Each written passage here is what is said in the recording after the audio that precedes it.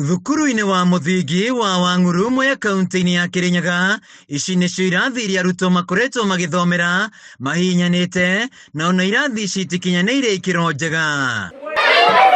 Kũringana na mũmbunge wa Mwea Mĩrĩ Maingĩ, thukuru ũyũ ũkoretwo na thĩna wa irathi na kũrĩa arutwo marathomera gũtiagĩrĩire gũkorwo gũgĩthomerwo. Kĩte kũ-inspect irathi ndirakava na tondũ nĩ twathiĩ nĩ inyuĩ kũrĩa ciana ciakwa cirathomera, ciana icio ciĩkĩrĩtwo kũndũ nĩ tambũri atĩ kũngiuma kamũrimũ ũguo ciana ciakwa ciothe no kũthira cingĩthira.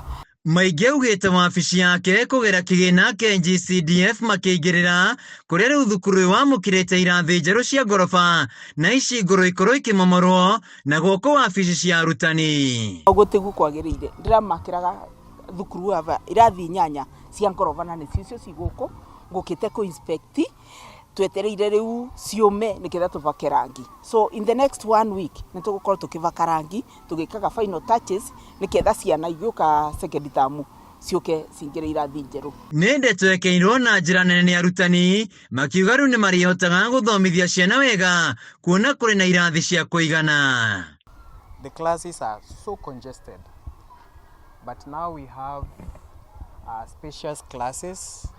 We are so happy. And we promise that we are going to perfect these learners to be good people in future.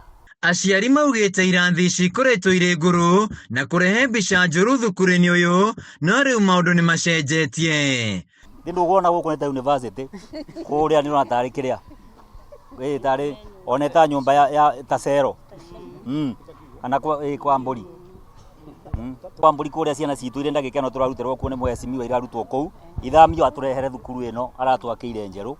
Handũ-inĩ ya Kameme TV kuma Wang'uru kaunti-inĩ ya Kirinyaga, njĩtagwo Wainaina wa Kĩari.